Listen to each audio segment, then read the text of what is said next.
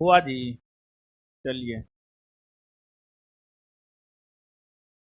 देखिए, हम तो बोले थे सोमवार से पढ़ाएंगे, लेकिन बिट्टू सर बोले आप ही जाके पढ़ा दीजिए। तो इसलिए जो है शुरू कर दे रहे हैं ज्योग्राफी। क्या क्या होगा, सोमवार के बदला शनिवार को शुरू कर देते हैं। और चैप्टर नंबर 1 ज्योग्राफी में हम आपको कंप्लीट करवा चुके हैं। आज से हम लोग ज्योग्राफी में चैप्टर नंबर 2 को करेंगे। और चैप्टर नंबर 2 की अगर हम लोग बात करें तो चैप्टर नंबर 2 में आपको चैप्टर नंबर 2 में जो है आपको भारत के पर्वत, पठार, मैदान, इसी को पढ़ना है। तो भारत के पर्वत, पठार, मैदान को इस चैप्टर में हम लोग पढ़ेंगे। लेकिन साथ ही साथ जो है इस चैप्टर के अंतर्गत जो भी कंसेप्ट है उन कंसेप्टों को भी हम लोग देखेंगे। कंसेप्चुअली क्वेश्चन हम लोग करेंगे। देखिए, आपको जैसे वर्तमान में आप लोग अपने परिवार के साथ रहते हैं। वर्तमान में आपके परिवार में मम्मी पापा, दादा दादी, भाई बहन सब लोग होंगे। लेकिन एक समय के बाद अगर देखा जाए तो एक समय के बाद जो है बहन का शादी हो जाएगा, बहन अपने ससुराल चली जाएगी, फिर आपका भी शादी हो जाएगा।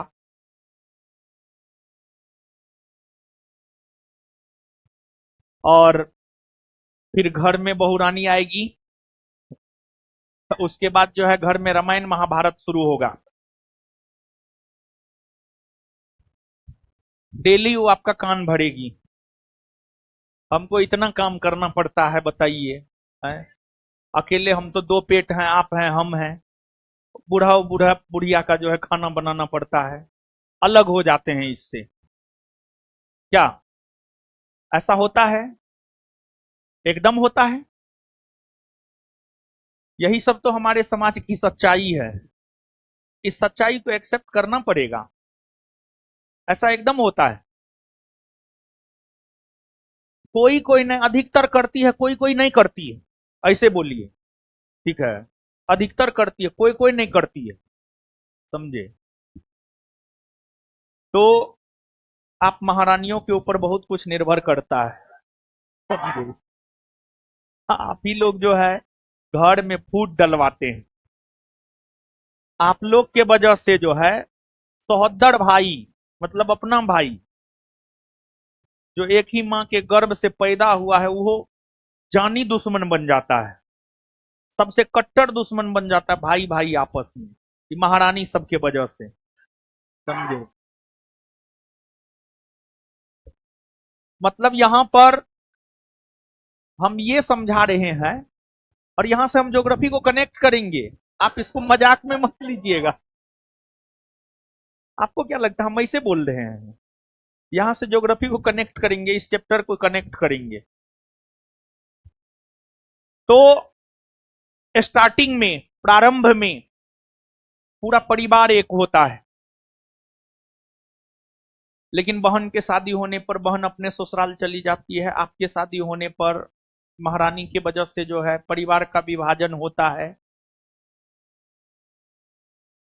तो प्रारंभ में पूरा परिवार एक है। धीरे धीरे परिवार विभाजित होता है। वैसे ही आज से 250 मिलियन वर्ष पहले आप चले जाइए। मतलब आज से करोड़ों वर्ष पहले चले जाइए, तो आज से करोड़ों वर्ष पहले जो स्थल खंड था, स्थल खंड आपस में संयुक्त रूप से अस्तित्व में था। स्थल खंड का मतलब क्या है? स्थल खंड का मतलब है महाद्वीप, महादेश। स्थल खंड का मतलब है महाद्वीप, महादेश। जलमंडल, जलमंडल का मतलब है महासागर, महासागर, प्रशांत महासागर, हिंद महासागर, अटलांटिक महासागर। स्थलखंड, स्थलखंड का मतलब है महाद्वीप, महादेश। स्थलखंड का मतलब है महाद्वीप, महादेश। स्थलखंड का मतलब है महाद्वीप, महादेश। जैसे आप मानचित्र पर आइएगा,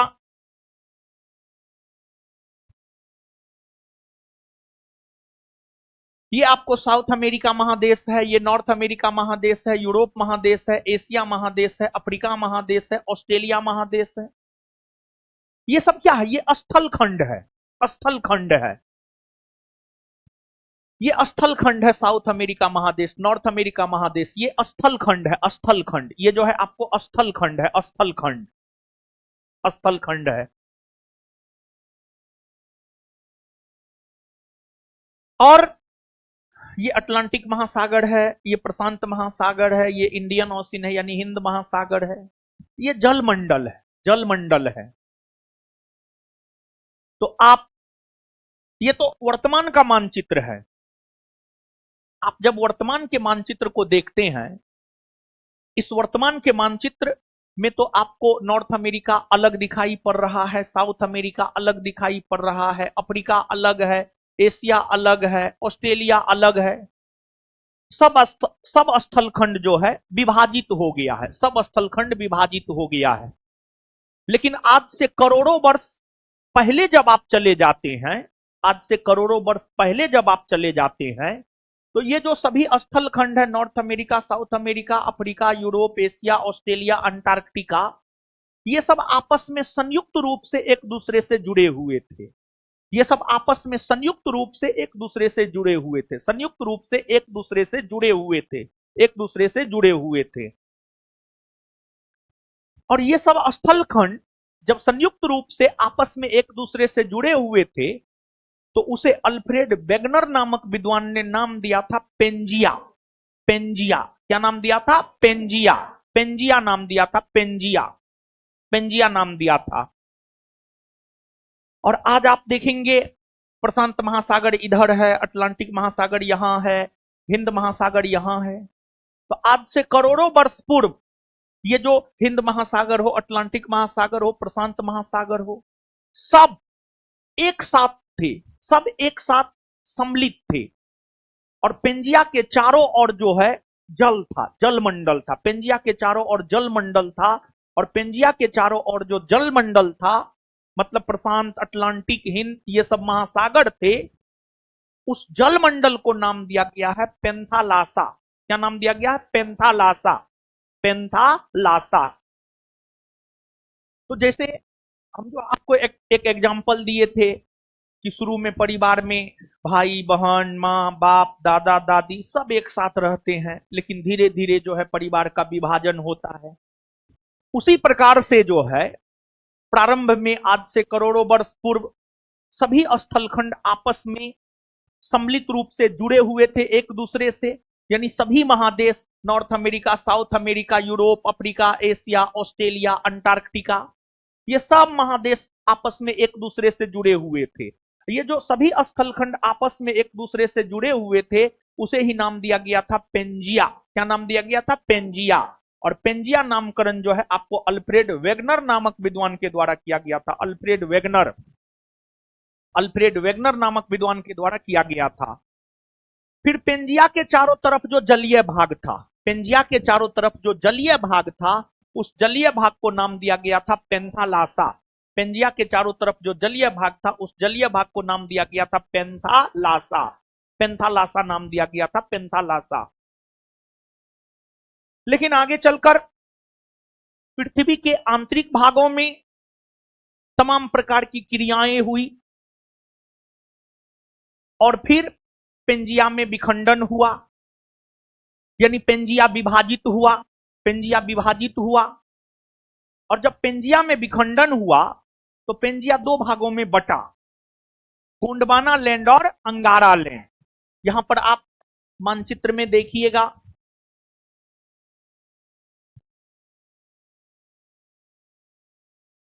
यहां पर आप मानचित्र में देखिएगा। इस मानचित्र को अगर आप गौर कीजिएगा, इस मानचित्र को अगर आप गौर कीजिएगा तो आप यह पाइएगा कि ये पूरा जो आपको, इसको कौन कलर कह सकते हैं, ग्रीन, ये ग्रीन ना, ये आसमानी, क्या हाँ ब्लू भी कह सकते हैं, हाँ ब्लू भी कह सकते हैं, ठीक है। ये जो ग्रीन वाला इलाका आपको दिख रहा है ये स्थल खंड है। ये जो ग्रीन वाला इलाका आपको पूरा दिख रहा है ये स्थल खंड है और इसे ही नाम दिया गया है पेंजिया। और पेंजिया के चारों तरफ जो ब्लू कलर से आपको डिनोट किया गया है ये आपको जल मंडल है, इसे नाम दिया गया है पेंथालासा। क्या नाम दिया गया है? पेंथालासा। और आगे चलकर जब पेंजिया में विखंडन हुआ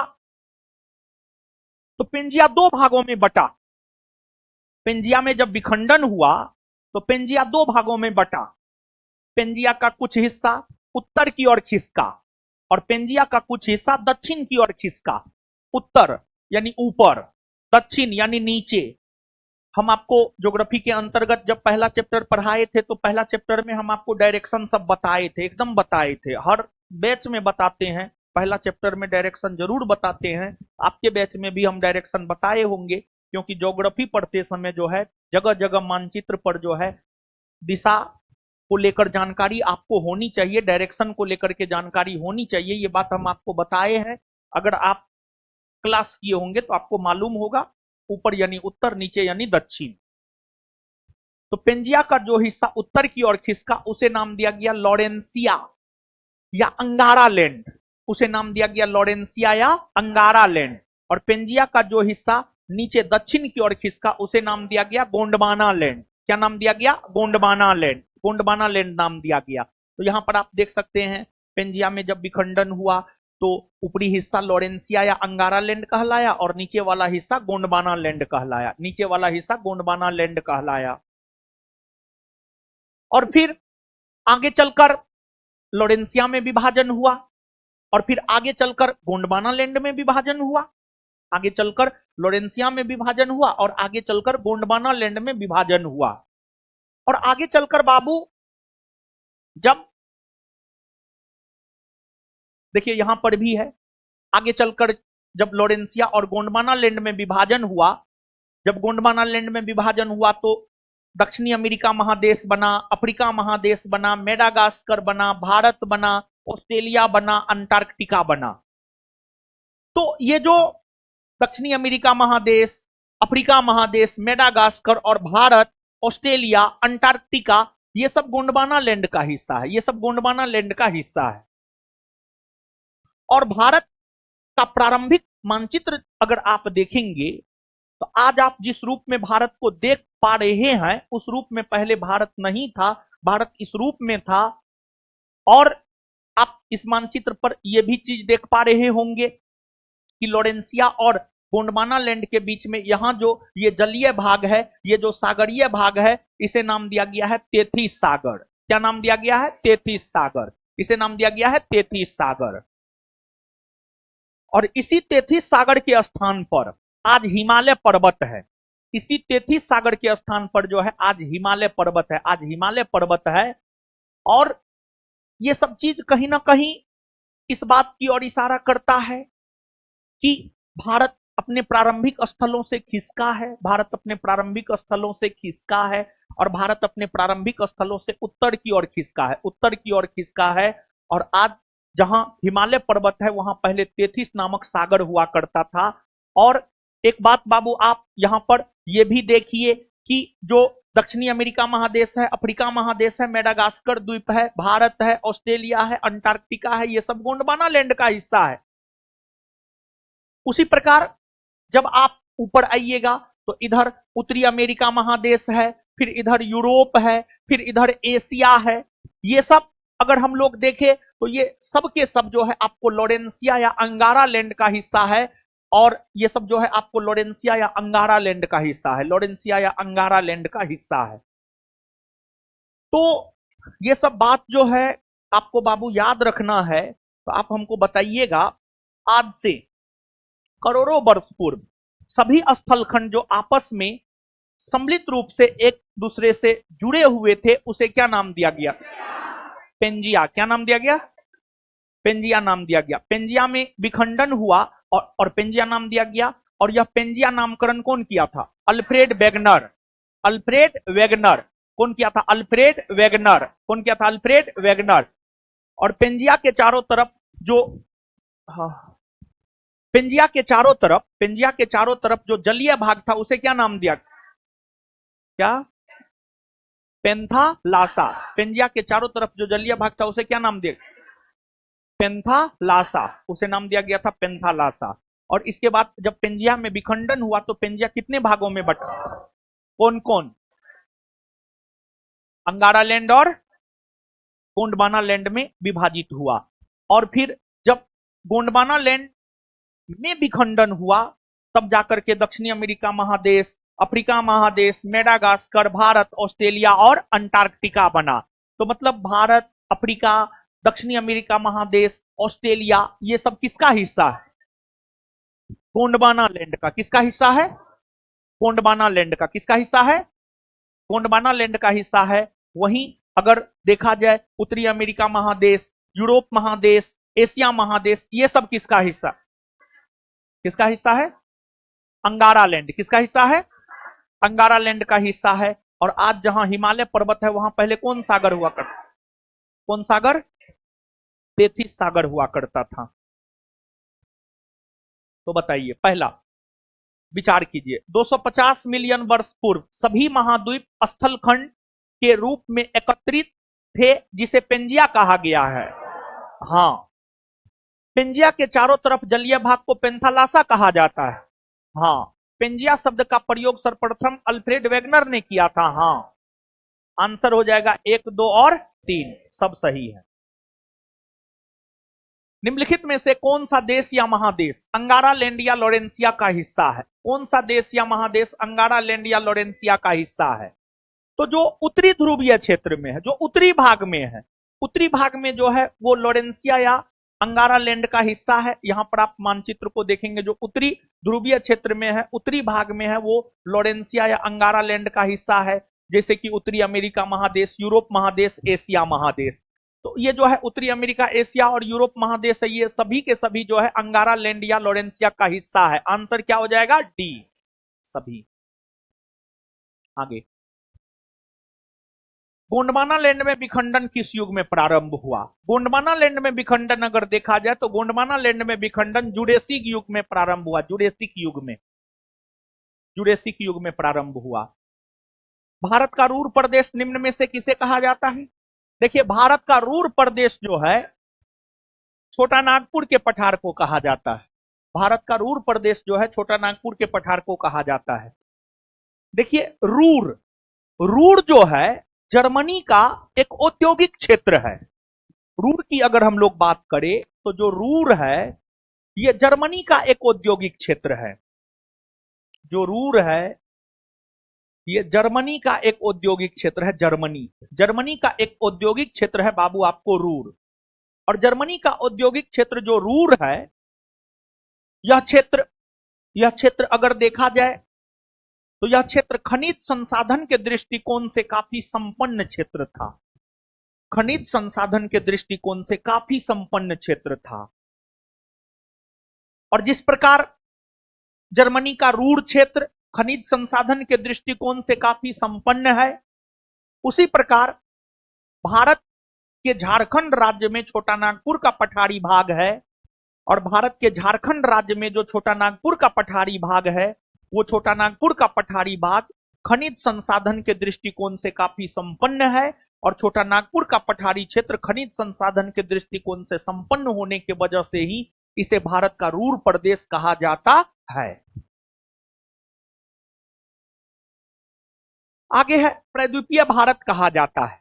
यानी बात सीधी सी है। प्रायद्वीप किसे कहा जाता है? प्रायद्वीप किसे कहा जाता है?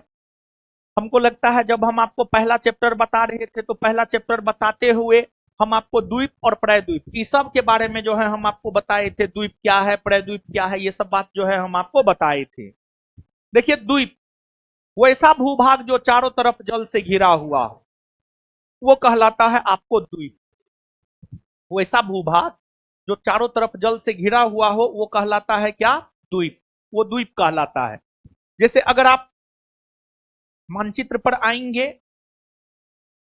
तो यहां पर आप देखिए, यहां पर ही अंडमान निकोबार द्वीप समूह है। अंडमान निकोबार द्वीप समूह है। ये चारों तरफ देखिए बंगाल की खाड़ी के पानी से घिरा हुआ है। बंगाल की खाड़ी के पानी से जो है अंडमान निकोबार द्वीप समूह चारों तरफ घिरा हुआ है। और उसी प्रकार अगर आप विश्व मानचित्र पर आते हैं तो ये जो है आपको ग्रीनलैंड है। और ग्रीनलैंड के चारों तरफ आप देखेंगे तो पानी ही पानी है। ग्रीनलैंड के चारों तरफ पानी ही पानी है। और जो ग्रीनलैंड है, अगर हम लोग ग्रीनलैंड की बात करें तो यह विश्व का सबसे बड़ा द्वीप है। विश्व का सबसे बड़ा द्वीप जो है आपको ग्रीनलैंड है। ग्रीन लैंड मतलब हरी भरी भूमि। मतलब इससे लगता है कि यहाँ पर मानव आबादी बहुत अधिक निवास करता होगा, लेकिन नहीं, ऐसी कोई बात नहीं है। और जो ग्रीनलैंड है इस पर डेनमार्क का अधिकार है। यूरोप महादेश का एक देश है, यहाँ पर आपको डेनमार्क। नॉर्वे के जब आप दक्षिण में आइएगा ना, नॉर्वे के जब आप दक्षिण में आइएगा और जर्मनी के जब आप उत्तर में जाइएगा तो यहाँ पर एक छोटा सा देश मिलेगा, डेनमार्क। डेनमार्क का ही अधिकार जो है आपको ग्रीनलैंड पर है। डेनमार्क का ही अधिकार जो है आपको ग्रीनलैंड पर है। और यह ग्रीनलैंड जो है विश्व का सबसे बड़ा द्वीप है। तो अगर हम लोग द्वीप की बात करें तो वैसा भूभाग, वैसा स्थलखंड जो चारों तरफ जल से घिरा हुआ हो, उसी को हम लोग द्वीप कहते हैं। सबसे बड़ा द्वीप जो है आपको ग्रीनलैंड है। उसी प्रकार अगर हम लोग प्रायद्वीप की बात करें तो भारत को जो है हम लोग प्रायद्वीप कह सकते हैं। एक तो प्रायद्वीप वैसा स्थलखंड जो तीन तरफ जल और एक तरफ स्थल से घिरा हो। वैसा स्थलखंड जो तीन तरफ जल, वैसा स्थलखंड जो तीन तरफ जल और एक तरफ जो है स्थल से घिरा हो। एक तरफ जो है आपको स्थल से घिरा हो, वही जो है आपको प्रायद्वीप कहलाता है। जैसे भारत, भारत एक प्रायद्वीप है। और विशेष तौर पर जो है भारत का जो दक्षिणी हिस्सा है वो प्रायद्वीपीय आकृति बनाता है। भारत एक प्रायद्वीप है और भारत का दक्षिणी हिस्सा विशेष तौर पर प्रायद्वीपीय आकृति बनाता है। तो भारत का दक्षिणी हिस्सा जो कि एक प्रायद्वीप है, क्यों? तो इसलिए क्योंकि भारत के दक्षिणी भारत के अगर आप पूरब में जाइएगा तो पूरब में बंगाल की खाड़ी है, फिर पश्चिम में आइएगा अरब सागर है, दक्षिण में आइएगा तो हिंद महासागर है। तो आप दक्षिणी भारत को अगर आप गौर से देखेंगे तो इसके तीन तरफ जल है। पूरब में भी जल है, पश्चिम में भी जल है, दक्षिण में भी जल है। और इसका उत्तरी हिस्सा जो है स्थल खंड से घिरा हुआ है। तो इसी वजह से इसको हम लोग प्रायद्वीपीय भारत भी जो है, भारत के दक्षिणी हिस्सा को हम लोग प्रायद्वीपीय भारत भी कहते हैं। अगर कहीं पर प्रायद्वीपीय भारत शब्द का प्रयोग किया गया है तो आप समझ जाइए कि यहाँ पर दक्षिणी भारत की बात की जा रही है। दक्षिणी भारत की बात की जा रही है। तो प्रायद्वीपीय हिस्सा उस हिस्सा को कहा जाता है जो तीन तरफ जल और एक तरफ स्थल से घिरा हुआ हो। दक्षिण भारत जो है प्रायद्वीपीय आकृति बनाती है। और साथ ही साथ विश्व का सबसे बड़ा प्रायद्वीप अगर देखा जाए तो विश्व का सबसे बड़ा प्रायद्वीप जो है आपको अरब प्रायद्वीप है। विश्व का सबसे बड़ा प्रायद्वीप कौन है? अरब प्रायद्वीप। विश्व का सबसे बड़ा प्रायद्वीप कौन है? अरब प्रायद्वीप। यहां पर जो है आपको अरब प्रायद्वीप है, यह विश्व का सबसे बड़ा प्रायद्वीप है।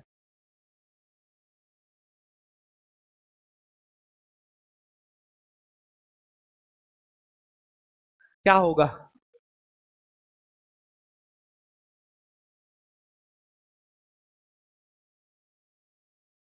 बी होगा।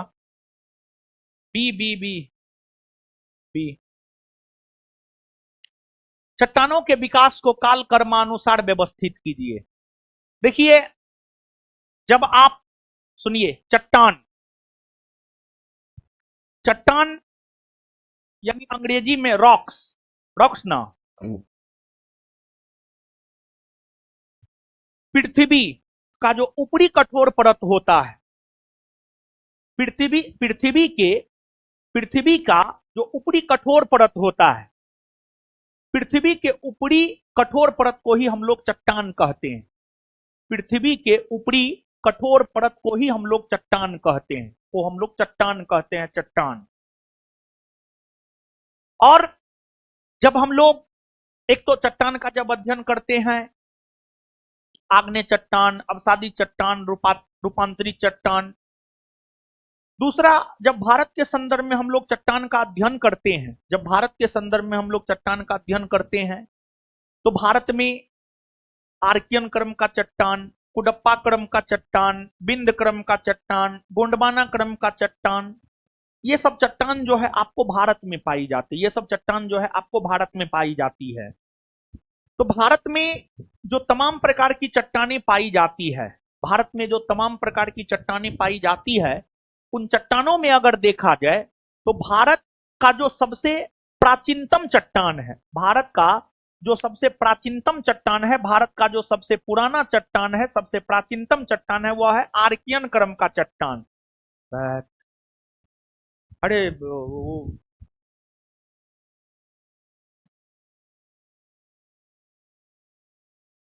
भारत का जो सबसे प्राचीनतम चट्टान है, भारत का सबसे प्राचीनतम चट्टान जो है आर्कियन क्रम का चट्टान है। आर्कियन क्रम का चट्टान है, आर्कियन क्रम का चट्टान, यह भारत का सबसे प्राचीनतम चट्टान है। और आर्कियन क्रम के चट्टान में ही जब अपर्दन और निक्षेपण हुआ, आर्कियन क्रम के चट्टान में ही जब अपर्दन और निक्षेपण हुआ, तो उसी से धारबार क्रम के चट्टान का निर्माण हुआ। धारबार क्रम के चट्टान का निर्माण हुआ, धारबार क्रम के चट्टान का निर्माण हुआ। और जब धारबार क्रम के चट्टान में अपर्दन और निक्षेपण हुआ, तो फिर कुडप्पा क्रम के चट्टान का निर्माण हुआ। कुडप्पा कुडप्पा क्रम के चट्टान का निर्माण हुआ, कुडप्पा क्रम के चट्टान का निर्माण हुआ। और कुडप्पा क्रम के चट्टान में जब अपर्दन और निक्षेपण हुआ, तो उससे बिंद क्रम के चट्टान का निर्माण हुआ। बिंद बिंद क्रम के चट्टान का निर्माण हुआ। ये जो है भारत में चट्टान निर्माण का क्रम है, ये भारत में चट्टान निर्माण का क्रम है। मतलब एक चट्टान से ही दूसरा बना है, दूसरा से तीसरा बना है, तीसरा से चौथा बना है, चौथा से पांचवा बना है। अपर्दन और निक्षेपण, देखिए अपर्दन, अपर्दन का मतलब होता है टूट फूट, टूटना फूटना। अपर्दन, अपर्दन का मतलब होता है टूटना फूटना। अपर्दन की अगर हम लोग बात करें तो अपर्दन का मतलब होता है टूटना फूटना। और निक्षेपण का मतलब होता है जमा होना। निक्षेपण का मतलब होता है बाबू क्या आपको, जमा होना। जब आर्कियन क्रम के चट्टान में अपर्दन और निक्षेपण हुआ, तो फिर जो है आपको धारबार क्रम के चट्टान का निर्माण हुआ। धारबार क्रम के चट्टान में जब अपर्दन और निक्षेपण हुआ, तो फिर जो है आपको कुडप्पा क्रम के चट्टान का निर्माण हुआ। और कुडप्पा क्रम के चट्टान में जब अपर्दन और निक्षेपण हुआ, तो बिंद क्रम के चट्टान का निर्माण हुआ। ये चट्टान निर्माण का जो है बाबू आपको क्रम है, ये चट्टान निर्माण का जो है आपको क्रम है। और आपसे जो प्रश्न पूछा गया है वो चट्टान निर्माण का क्रम ही आपसे पूछा गया है। तो इसका उत्तर अगर हम लोग देखें तो 3 4 1 2, 3 4 1 2, यानी उत्तर क्या हो जाएगा, ए। उत्तर हो जाएगा ए। और जिस प्रकार आपने यह देखा है कि भारत का सबसे प्राचीनतम चट्टान, भारत का सबसे प्राचीनतम चट्टान अगर देखा जाए तो सबसे प्राचीनतम चट्टान जो है आपको आर्कियन क्रम का चट्टान है। उसी प्रकार से जो है भारत का सबसे आधुनिकतम या सबसे नया चट्टान अगर देखा जाए तो भारत का जो सबसे आधुनिकतम, भारत का जो सबसे आधुनिकतम या नया चट्टान है, भारत का सबसे आधुनिकतम या नया चट्टान जो है, भारत का सबसे आधुनिकतम या नया चट्टान की अगर हम लोग बात करें तो भारत का सबसे आधुनिकतम या नया चट्टान जो है आपको गोंडवाना क्रम का चट्टान है। गोंडवाना क्रम का चट्टान है, गोंडवाना क्रम का चट्टान है। और हर चट्टान अलग अलग पदार्थों के लिए प्रसिद्ध होता है। जैसे कि अगर आप धारबार क्रम के चट्टान की बात करेंगे तो धारबार क्रम के चट्टान जो है धात्विक खनिज यानी सोना चांदी के लिए प्रसिद्ध है। जहां पर भी धारबार क्रम का चट्टान मिलेगा वहां पर सोना चांदी मिलने की पूरी संभावना होती है। जैसे बिहार के जमुई जिला में, बिहार के जमुई जिला में सोना का भंडार मिला है, वहां पर धारबार क्रम का चट्टान है, इसी वजह से जो है आपको सोना का भंडार मिला है। उसी प्रकार जो है आपको जहां पर गोंडवाना क्रम का चट्टान मिलेगा वहां पर कोयला मिलेगा, जहां पर गोंडवाना क्रम का चट्टान मिलेगा वहां पर कोयला मिलेगा। तो गोंडवाना क्रम के चट्टान की प्रसिद्धि का कारण है कोयला। और भारत का 98%, भारत का लगभग 98% कोयला देखा जाए तो भारत का 98% कोयला जो है आपको गोंडवाना क्रम के चट्टान में देखने को मिलता है। गोंडवाना क्रम के चट्टान में जो है आपको देखने को मिलता है। निम्नलिखित में से किस चट्टान में जीवाश्म का अभाव पाया जाता है? आर्कियन और कुडप्पा दोनों में जीवाश्म का अभाव पाया जाता है, दोनों में जीवाश्म का अभाव पाया जाता है। भारत से उपवन पूरा चुंबकीय परिणामों से संकेत मिलते हैं कि भूतकाल में भारतीय स्थलखंड सरका है। यानी आगे चलकर भारत का स्थलखंड किधर खिसका है? उत्तर की ओर खिसका है। किधर खिसका है? उत्तर की ओर, उत्तर की ओर खिसका है। भारतीय उपमहाद्वीप मूलतः एक विशाल भूखंड का भाग था।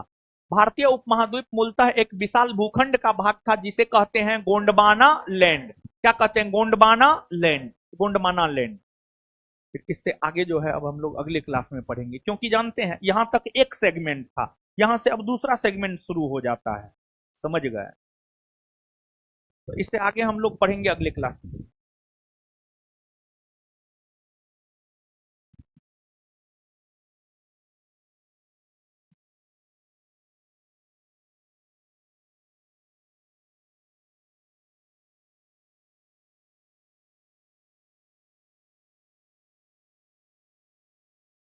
कल मिलते हैं हम लोग, कल।